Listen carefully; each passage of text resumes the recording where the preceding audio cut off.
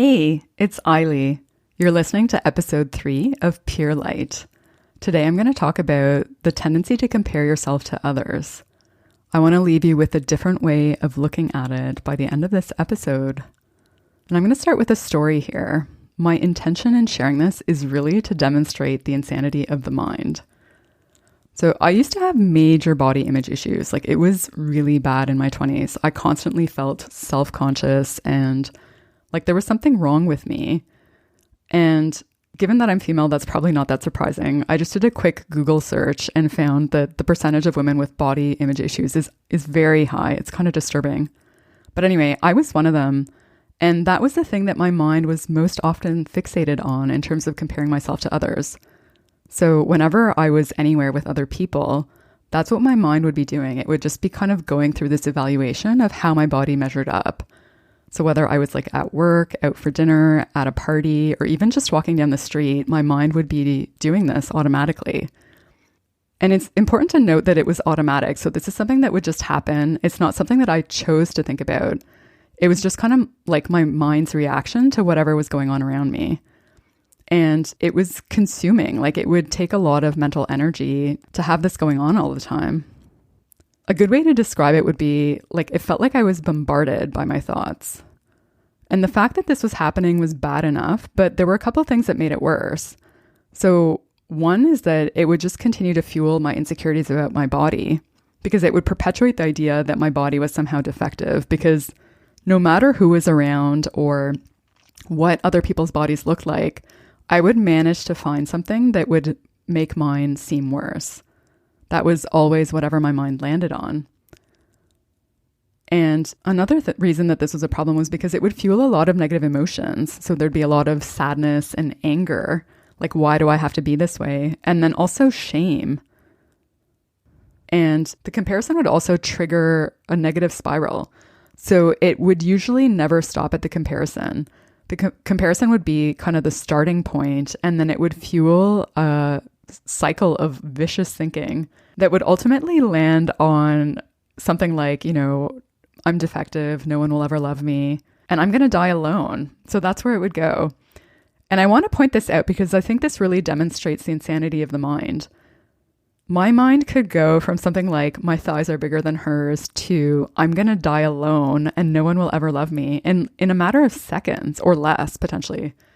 It's been a while since my mind has done this, so I don't really remember the timing. But my point here is that it's completely insane.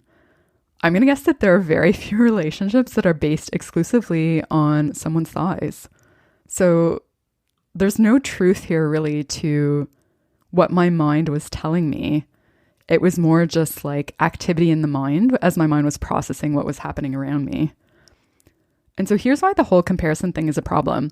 It usually doesn't end with a comparison. It usually ends with the evaluation of our self-worth. So ultimately what ends up happening is that we assign ourselves a relative status compared to the people that we're comparing ourselves to.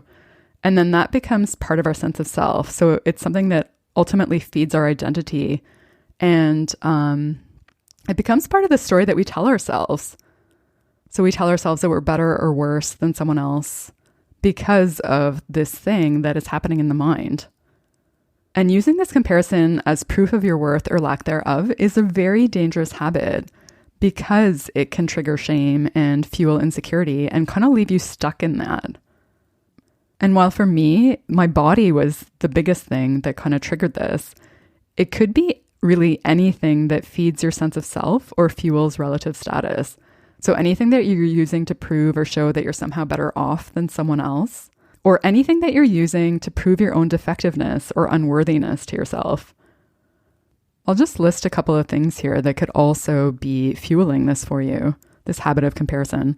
So job title, if you think your job title makes you better or less than someone else, then that's also something that could fuel this habit. How much money you make, the house you live in, the car you drive, the relationships that you have or that you don't have. Luxury goods can also be a big one. So things like watches and purses. Seth Godin actually talked about where this came from in a podcast episode of his and how these things fuel relative status. I'll put a link to that in the show notes if you want to listen to it. And even electronics could also potentially be part of this comparison habit. So for example, if you are someone who always has to have the latest iPhone and you get a boost to your sense of self because of that. So one of the biggest lessons I learned when I got into yoga was to focus on your own mat. This is something that they tell you all the time in a lot of classes, except for Kundalini. In Kundalini, they kind of tell you the same thing by telling you to close your eyes. But basically what this means is do not judge yourself based on how you compare to the people around you. As a beginner in yoga, it's really important that you don't compare yourself to the people around you, because there's a good chance that if you are in the middle of a bunch of people who've been practicing for a while, that you will not have the same strength and flexibility as them. So part of the practice in yoga is actually doing the poses. And part of it is learning to focus your attention. So learning to focus your attention on your own mat and on what's going on within you. It takes practice to be able to do this, at least in my experience. And one of the biggest gifts I've gotten from yoga is really the ability to take this off the mat. I remember being at a New Year's retreat a couple of years ago where I broke free from the cycle of assigning meaning to the habit of comparison in my mind.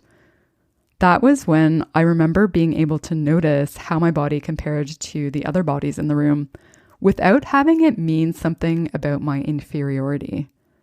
It was more just like, oh, isn't that interesting? And it wasn't something that made me feel shame or inferior. It was more just like, wow, look at what my mind is processing right now, which was very liberating, I have to say. It was kind of amazing that that happened. And I want you to know that that's possible. So here's what I've learned. And here's a different way of looking at it that will hopefully bring you some relief. If you compulsively compare yourself to others, it is not a sign that you're defective. It's just a sign that you have a busy mind and possibly a sign that you've gotten stuck in your head. It doesn't have to mean anything about your worth unless you choose for it to mean that.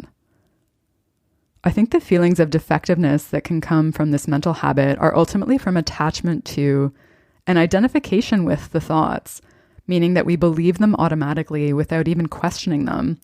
And we just assume that they're the truth because that's what's circling through our minds. But most of the things that we believe are ultimately just unquestioned assumptions. They aren't necessarily the truth of reality. So if you want to get better at catching yourself earlier in this cycle, especially if you have the tendency to have negative spirals when you find yourself comparing yourself to others, I would highly recommend meditation, because meditation will help you catch yourself earlier so that you don't have to make it mean something about your worth when you catch yourself comparing yourself to others. I'll include a couple of links to really simple meditation practices in the show notes so that those are there for you as a resource if you'd like to try them. You can find them at purelightpodcast.com. Look for episode 3.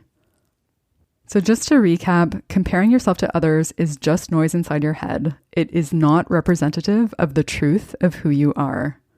The next time that you find yourself comparing yourself to others, ask yourself what meaning you want to make from that experience. Because ultimately the choice is this. Do I want to make this mean something about my worth? Or do I want to just make this mean that I have a busy mind? Thanks for listening. Until next time, may you be guided by your light.